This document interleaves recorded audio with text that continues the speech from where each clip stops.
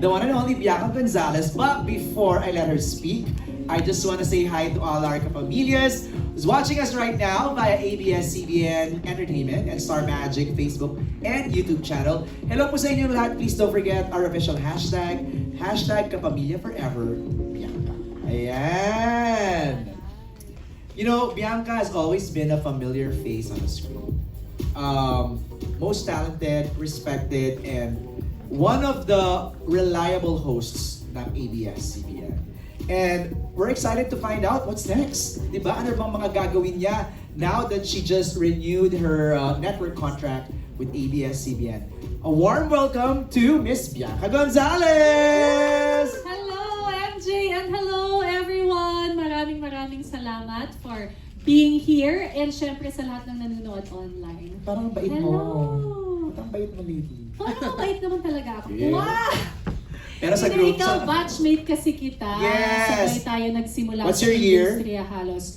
2004 sa telebisyon. Pero 2003 ako nagsimula nung brainstormer tsaka trainee writer. Okay, kinda share. Baka hindi na nag-gets ko ano yung Brainstormer 2003 era of Bianca. Para na ma-inspire sila how you started. Actually, What was your role? ang first job ko sa ABS-CBN, college pa ako noon, tapos I took a part-time job bilang trainee writer at saka brainstormer. So brainstormer basically yun yung parang mag-meeting kayo, mag-iisip kayo ng mga bagong show. Kasi at that time, kasagsagan ng reality shows That's right. in America. So they wanted to do more here. So part ako nung pool na yon. Akala ko magiging director ako at writer, pero iba ang naging plano ng tadhana. What was your first show in ABS-CBN? Or in Studio 23? My first show totally was Why Speak talaga. Okay. That was my first show on ABS. Yung Why Speak ba, part yan nung bin-rainstorm ninyo? No, not at all. Yung Why Speak, nako, mga millennial dito, nakakaalala ng Why Speak. Di ba sila isa siya- pinapahanap no? Yung iba naman, Gen medyo Z. batchmate natin. Gen Z, I love it. Oo. Pero siguro narinig mo na yung Why Speak. Ganun pa yung hand sign namin noon. Why Speak with Karen Davila and Ryan Agoncillo. Idea talaga siya ni Father Tito Kaluwag. Para siyang debate show, pero youth issues. Okay. Yun. And fast forward to 2025. So, 2 decades in ABS-CBN. Pag binabalikan mo yung pinagdaanan mo, ano yung pumapasok sa isip mo? Do you feel overwhelmed sometimes? Kanina when I was watching the video that they made, I super felt overwhelmed. Kasi iba yung parang iniisip mo lang na, ito lahat ng mga ginawa ko. Pero iba pag nakita mo, naririnig mo, it really took me back in time. And like I said, no, overwhelmed, pero parang the biggest feeling talaga is just gratefulness. Na imagine after 21 years, kahit na hindi ko pinasok ang acting, or singing, Bakit nga ba? or dancing, ito lang talaga yung pakiramdam ko gusto ko gawin at interesado ako. And I always say na mas gusto kong ini-interview ko yung mga artista sa pelikula kaysa ako yung nasa pelikula. Hindi ko talaga ma-imagine. Pero nagkaroon ba ng kahit isa man lang acting gig? None. Seriously? Ang most ko is cameo Okay. sa Quezon Ave. Wow, ang luma. Sa Quezon Ave of the Great Mang Dolphy. Ay, Red yung carpet interviewer ako. So as myself. So cameo ko pero Quezon Avenue, yes. Okay.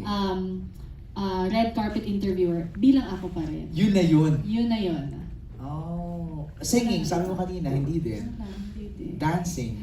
Yung dancing, mga 2-8 counts sa mga launch ng Pinoy Big Brother. Yun na yung Ganun lang, most. oo. Oo, pero nothing more na. Kaya nga na-solidify mo yung pagiging host mo talaga eh. Because from the get-go, it was that.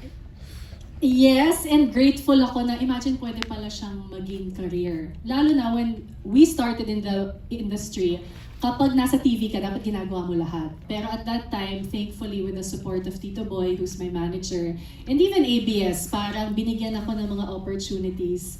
Even if nga, hosting lang ang gusto kong gawin. And speaking of that, what's next? So we saw you last sa collab ng Pinoy Big Brother, which was a big success. So what's next for B?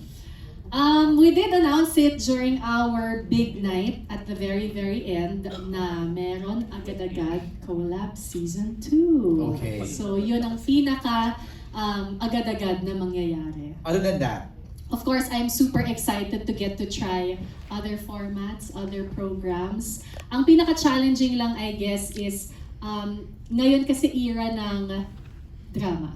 Diba? Okay. So, like yung mga talk shows ng mga unang panahon, wala na masyado ngayon. So, I guess yun yung challenge when you are a host. Pero yeah, I'm just excited for the other titles and the other original concepts na magagawa ng ABS-CBN. alright, simulan na natin ang Q&A. We have questions prepared from our friends from the press. At ako na yung magbabasa para happy ka. Happy naman ako. Happy nga ako na ikaw yung nandito ngayon. Bakit na It's such naman? an honor, MJ Felipe, na ikaw ang nag-i-interview sa akin. Iniwasan mo nga ako sa Taiwan eh. Ay, hindi lang tayo nagkaabot. I know. Grabe. Oo. From Sino kasama mo doon? Friend TV Patrol.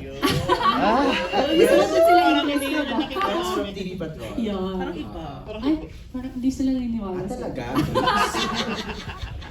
Sa Wednesday. Oo, sa Wednesday. From Hannah Malorca of Inquirer.net, witness ka sa lakas ng impact ng PBB through the years. Para sa iyo, anong meron sa PBB at patuloy pa rin siyang kinakapitan ng taong bayan? Kwento ng tao. Like we always say, teleserye ng totoong buhay. And I think kita naman ng mga tao na yung success ng isang season nakasalalay talaga sa magic ng mix and personalities ng mga housemates. So we were so lucky to have that in PBB Collab 1. So sana 2 ay ganun din. So, alam mo na yung lalamanin ng 2? May idea ka na? Please don't lie. Hindi ako makakapagsinungaling sa'yo. May alam ako. Pero hindi ko pwede. Pero exciting din. Kasi kakasign ko lang ng kontrata, baka mabawi ang kontrata. At hindi na matuloy. Kung may nasabi ako. I'm gonna put you on the spot. Ano? For you, Mm. top of mind, without lying, all your heart, Ano? best PBB edition.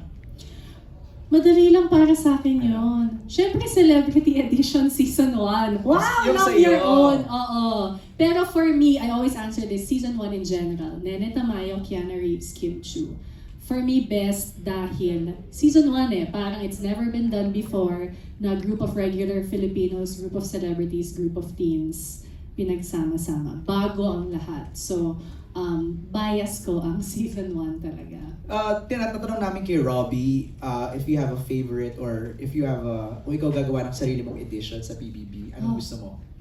Ano sinagot niya? All Stars. Oo. Madaming may gusto ng All-Stars. Ikaw, ang gagawin masusunod.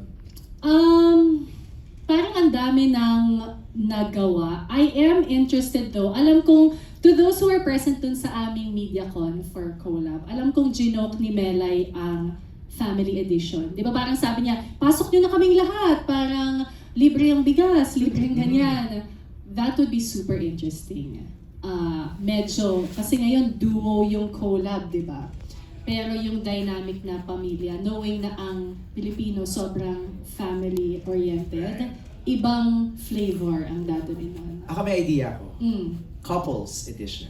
Ay, parang Love Island, ganon. Pwede! Yung PBB gawin nating Temptation Island or something. Pwede! Diba? Maganda yon. Willing ka ba?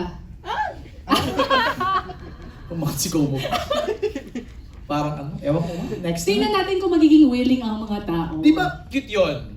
Cute yon, undoubtedly. Controversial yun. Ito, isa pang wishlist pero feeling ko imposible mangyari. PBB Politico Edition. Yun, dream ko talaga. As in like, Sino what a gusto mo, dream. Lahat. Hindi, pero di ba what a dream but an impossible dream. Tapos Oo. yun. Well, we don't Tapos yung know. tas, Ang hirap yung no? tas magluluto ng humba. We don't. Buti hindi ko nasabi sa mic. Okay, next question ni Hannah. Anong oras na? Anong petsa na? Your interviewing style has always been admirable.